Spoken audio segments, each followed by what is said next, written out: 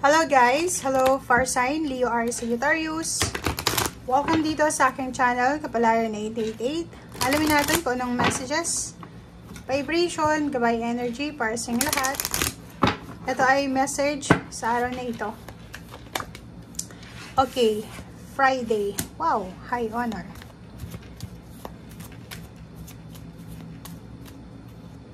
Far Sign, Leo R. Sagittarius. Far Sign, Leo R. Sagittarius.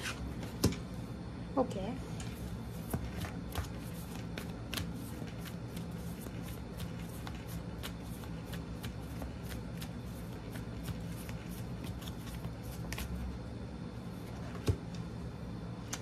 Wow. Okay, Far Sign, Leo R. Sagittarius. Ikaw ba ay lalaki? Kasi ikaw yung pinaka main character ngayon eh. 'Di ba? So, it's a relationship between lalaki, father figure, and then anak na babae. 18-9. So, nakikita natin dito na Far Sign, Leo R. Sagittarius na sobrang proud ka. Lalaki ka, or even babae ka, na Far Sign, Leo R. Sagittarius. Sobra kang proud sa anak mo. Lalo na kung anak mo is babae. 'Di ba? So, ikaw to. Or pwedeng main female to or main male. So, wala namang gender kasi yung tarot natin. Ikaw yung pinaka highlight sa araw na ito. Sobra kang proud dito sa anak mo na babae dahil sa high honor. Pwedeng siya ay nagtatrabaho, naging CEO, naging manager, bigla siyang tumaas yung posisyon sa trabaho, tumaas yung sweldo, nakapasa siya sa mga exam, board exam, or kung anong klase ng exam, or pwedeng siya ay matagal mong hinihintay na makagraduate siya, or pwedeng kung ano man to na victory and success na pwedeng dala-dala na itong anak mong babae, or kung hindi mo man yan anak, is either pamangkin na babae, or pwede din na apo, or kung sino man siya na babae. Okay.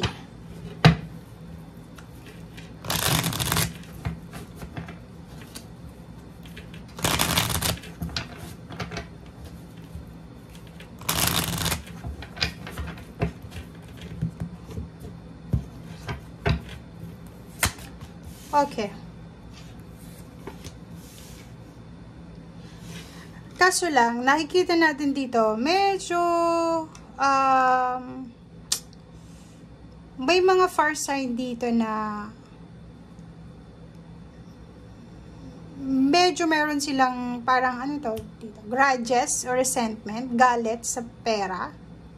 Or pwedeng isang mayaman na babae, or financially stable siya na babae, na pwedeng masama ang loob mo. Parang ganun. Or posibleng nakikita natin na may disappointments, may pain and heartaches ka na nararamdaman regarding sa pera.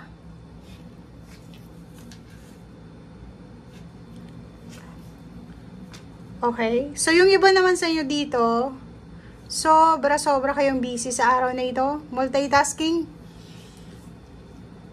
Busy sa trabaho, King of Wands, and then Ten of Wands.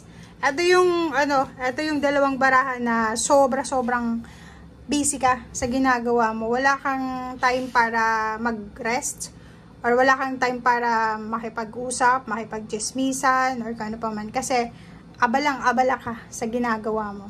Nakafocus ka sa ginagawa mo. Sobra kang workaholic, sobrang diligent, hardworking, patient, or ano pa man yan, na ang dami-dami mong iniisip, ang dami-dami mong obligasyon, ang dami-dami mong ginagawa. Hindi ka magkaunggaga sa pagtrabaho. Okay. Okay. So, nakikita natin dito guys na sa usaping relationship, mapapamilya man yan, mapa-relationship, intimate relationship, partnership sa trabaho, or sa business, or sa teamwork sa trabaho, or kung ano man to na communication or commitment, may pagbabagong magaganap. 'Di ba? So, for example, mayroon kang kagalit. Pwedeng ito, kagalit mo siya. Pwedeng siya ay boss mo, Or pwedeng sa bangko to, nag-loan ka, tapos hindi ka binigyan ng chance makapag-loan. So, medyo galit ka. Galit ka sa pera. Pwedeng sa araw na ito galit ka sa pera, or pwedeng may galit ka sa isang taong may pera. But, sinasabi ng Brasser dito na magbabago yung takbo ng energy mo, and then mapapalitan to ng peace and harmony. Diba? Yung parang yung sitwasyon mo sa ngayon ay posibleng magbago.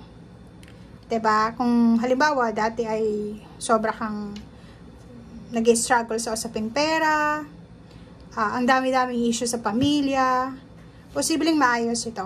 'Di ba? So nakikita natin yung posibilidad na